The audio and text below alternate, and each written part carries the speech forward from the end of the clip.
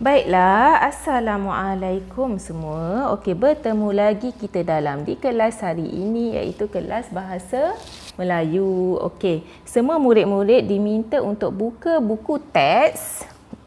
Buku teks dan buka muka surat 76. Okey. Buka muka surat 76. Okey, kita tengok kat situ. Tajuk hari ini adalah membaca. Tahun 1 tadi pun cikgu ajar tajuk yang sama iaitu membaca juga. Okey. Tajuk dia asal usul nama baling Kedah. Asal usul. Asal usul ni maksud dia apa sejarah dia? Apa sejarah, apa asal dia? Nama baling Kedah ni. Apa sejarah baling Kedah? Nama tempat bukan baling macam tu. Okey, baling ni salah satu nama tempat di negeri Kedah. Okey, kita tengok apa cerita seronok ni, cerita-cerita sejarah. Okey, kita dengar Kamu boleh baca dan dalam masa yang sama dengar. Dengar dan cuba faham apa yang cikgu bacakan ni. Okey. Menurut cerita orang-orang tua, pada zaman dahulu, sekumpulan petani dari Siam telah membina rumah di sebuah kaki gunung di negeri Kedah. Tanah di kawasan tersebut sangat subur.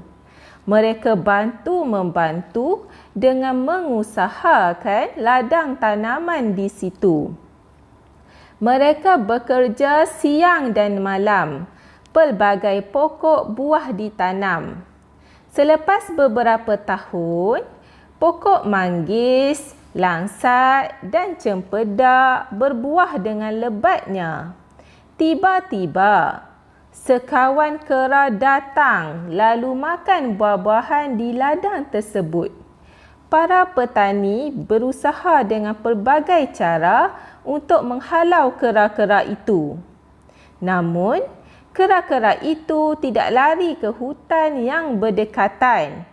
Petani-petani itu telah bermesyuarat untuk menamai tempat itu Ban Lin, yang bererti kampung kera dalam bahasa Siam.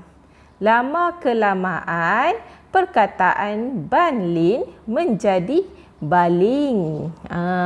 Bila lorat orang-orang Kedah kan, lorat Kedah sebut jadi baling. Okey, sebenarnya perkataan dia berasal daripada Ban Lin, daripada bahasa Siam yang bermaksud kera. Kampung, Ban kampung, Lin ni kera. Okey, kita tengok semenarik cerita dia kan. Kalau cikgu pun tak tahu. Kalau cikgu tak baca, kalau kita tak baca, kita pun tak tahu apalah asal-usul baling Kedah ni. Mesti tempat mana-mana pun kita tinggal mesti ada asal usul dia. Cuma kita kena banyak tanya sebab kita tak tahu, kita baru dilahirkan. Sedangkan benda tu dah wujud lama, nama tempat tu dah wujud lama. Jadi kita tak tahu, jadi dengan itulah kita kena belajar. Membanyakkan membaca sejarah supaya kita boleh tahu. Okey. Tengok okey, seronok cerita dia. Nanti kamu baca dan cuba faham. Okey, kita tengok penyataan dia. Mereka bantu-membantu dengan mengusahakan ladang tanaman di situ. Nilai dia adalah bekerja sama sebab sama-sama bantu-membantu untuk tanam pokok buah-buahan, usahakan ladang tanaman kat situ.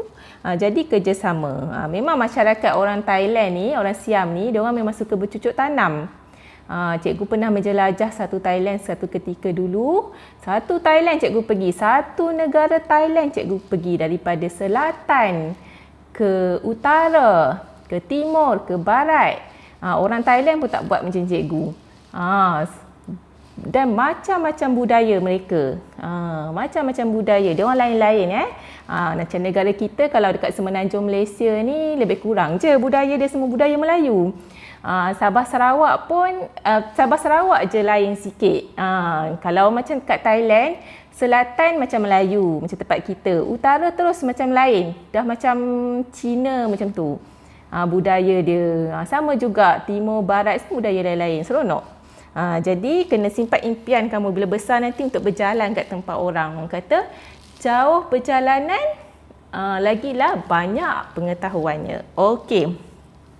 Yang kedua, mereka bekerja siang dan malam. Apa nilai kat situ? Mereka bekerja siang dan malam. Nilai dia adalah rajin. Rajin berusaha. Tak kena tipu putus asa, rajin. Diorang tak malas. Maksudnya diorang rajin. Siang malam bekerja. Okey, para petani berusaha dengan pelbagai cara untuk menghalau kera-kera itu. Yang ini tidak putus asa. Nilai dia adalah tidak mudah putus asa, tidak berputus asa. Okey, para petani berusaha pelbagai cara untuk menghalau. Maknanya dia selagi tak, sebab itulah sampai nama tempat tu pun dinamakan dengan Balin, sebab betapa susahnya nak halau kera-kera tu. Okey. Dan dah faham cerita ni semua, kita tengok buku aktiviti muka surat 87 hingga 88. Okey. Buka buku aktiviti hijau ni tengok muka surat 87. Buku ni dah nak habis dah ni. Nanti kita nak masuk jilid yang 2. 87. Nanti minggu depan dah boleh masuk jilid yang kedua dah. Itu kita dah buat yang ni kan. Okey, kita tengok muka surat 87. Okey, tengok muka surat 87. Okey. Baca cerita, masih lagi tajuk yang sama iaitu membaca. Baca cerita, kemudian nyatakan nilai. Nilai ni apa benda yang baiklah. Okey, yang diperoleh berdasarkan frasa yang berhuruf tebal. Okey, kita baca dulu cerita dia. Sang lebah dan sang kelulut. Lebah ni lain, nampak macam sama tapi sebenarnya berbeza. Lebah ni dia lebih besar. Biasanya dia lebih besar dan kalau dia gigit boleh bengkak dan kadang-kadang boleh membawa maut. Lebah ni lebih bahaya. Kelulut ni dia taklah bahaya sangat. Dia maksudnya boleh bahaya juga tapi kalau setakat kena gigit seekor tu taklah bahaya sangat. Dia kecil je. Dia kecil, saiz dia lebih kecil. Kalau dia gigit pun rasa pedih-pedih, gatal-gatal macam tu. Macam kena gigit kerengga macam tu, boleh kuat sikit lagi gigit kerengga. Sebab cikgu kenal sebab ayah cikgu ada kebun. Jadi kalau masa kecil-kecil tu selalulah pergi jalan-jalan kebun, cari buah, cari apa semua. Okey, dekat situlah kadang-kadang kena gigit kelulut. Tapi ayah cikgu kata tak apa, tak bahaya sangat, letak minyak je dah okey dah. Jadi cikgu kenal lah perbezaan lebah dengan kelulut ni. Okey, kita tengok apa cerita dia.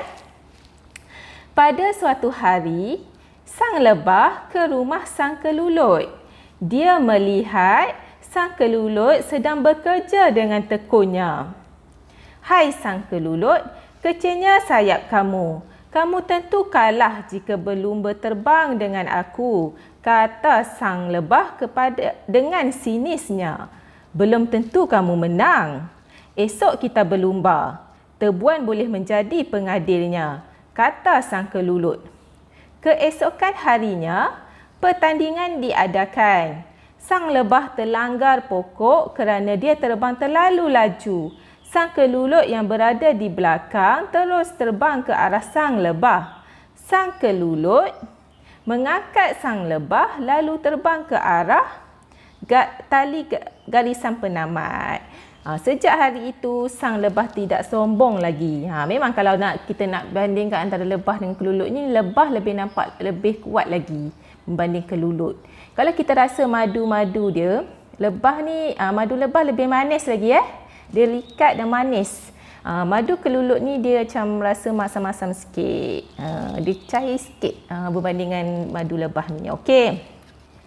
Tapi dua-dua bagus. Khasiat dia bagus. Dua-dua baik untuk kesihatan. Okey, kita tengok apa dia nilai. Dia kata dekat frasa yang berhuruf tebal. Frasa yang berhuruf tebal yang pertama, sedang bekerja dengan tekunnya. Apa nilai dia? Nilai dia adalah rajin. Tulis kat situ. Rajin. Satu perkataan je biasanya kalau nilai ni dia kata nak nilai je kan. Okey. Yang kedua, esok kita berlumba. Tebuan boleh menjadi pengadilnya. Okey, esok kita berlumba. Okey, apa maksud ni? Apa nilai dia? Keadilan. Keadilan. Nilai dia. Okey. Esok kita berlumba. Berani. Maknanya dia nak berlumba. Dia cabar. Maknanya dia berani.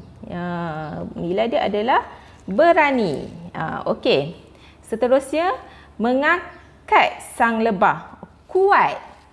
Kuat. Keluluk ni nampak kecil tapi dia sebenarnya kuat. Okey, kuat. Okey, lepas tu tidak sombong lagi. Tidak sombong lagi. Kalau sombong lawannya adalah baik hatilah. Baik hati. Okey. Ni ada nilai-nilai dia. Jadi cikgu dah tulis dah. Kamu ikut je. Senang. Okey. Tak payah fikir-fikir panjang. Dengar je video cikgu dah boleh buat kerja dah. Cuma tak nak dengar. Itulah masalahnya. Boring kan, panjang sangat. Belajar mana ada yang seronok, semua boring. Okey, kita tengok kat situ. Kalau nak seronok kan tengok Maharaja Lawak ke kan, tengok cerita kartun tu seronok lah.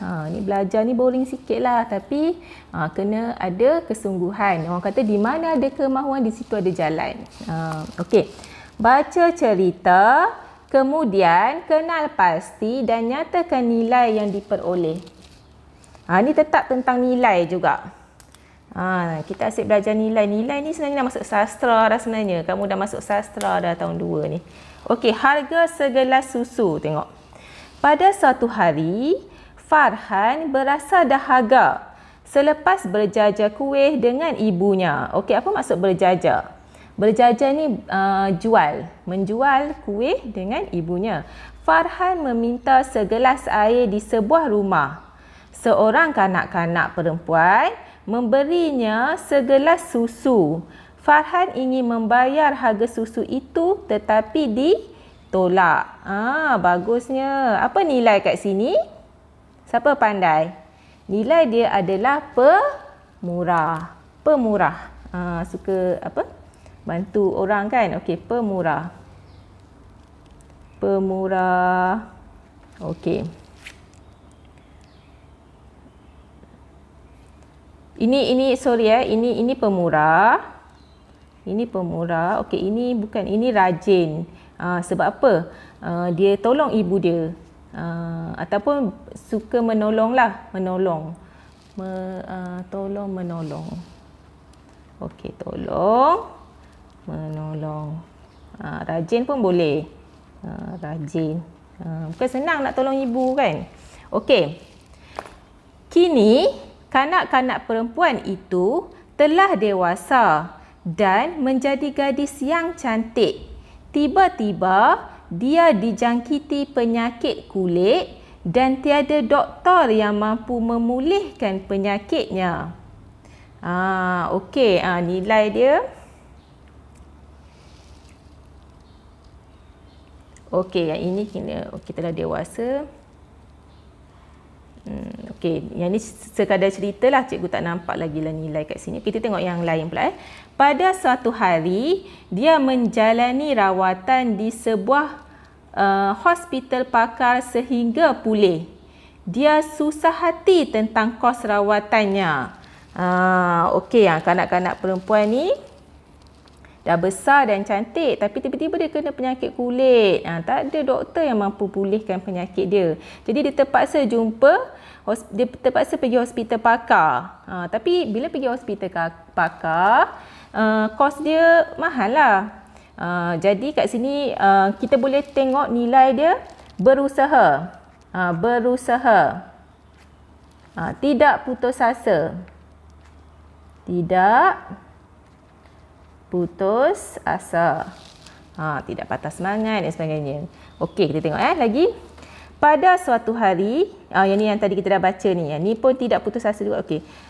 Sebelum keluar dari hospital itu, dia menerima sampul surat pembayaran bil daripada doktor yang merawatnya.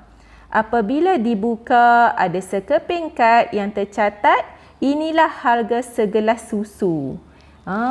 Bagus cerita ni, banyak pengajaran dia walaupun dah lama dah berlalu. Masa tu diorang kecil lagi, tapi bila dah besar berpuluh tahun yang akan datang, dia masih lagi mengingat jasa baik gadis tersebut. Farhan ni, bagus Farhan ni. Okey, apa nilai yang dia ada? Maksudnya dia mengenang budi. Maknanya mengenang jasa. Mengenang, seorang yang mengenang jasa. Maknanya macam dia orang kata buat baik dibalas baik. Jadi dia tak lupa jasa orang. Dia membalasnya semula. Berganda-ganda pula tu. Memang Allah kata, ataupun dalam Islam pun cakap kalau kita pemurah, kita suka memberi, insya-Allah Allah akan balas dengan lebih baik lagi. Dalam beri ni tak semestinya kita beri dengan duit. Bukan hanya dengan duit semata-mata. Kita senyum pun dah kira sedekah. Kita macam memudahkan urusan orang lain pun dah kira sedekah. Ataupun kita bukan hanya dengan duit semata-mata lah. Kita menyenangkan orang lain pun dah dikira kita berbuat baik. Okey. Kita okey. Last sekali. Apa dia?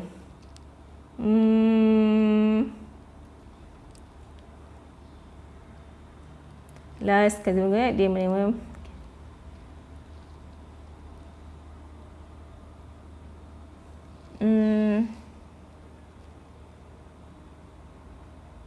okey, tolong menolong dah.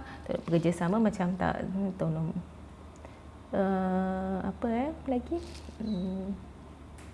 Amalan yang baik. Apa lagi kat sini yang sesuai? Bertimbang rasa.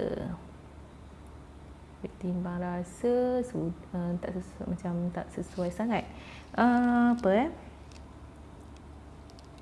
Berusaha. Kini kadang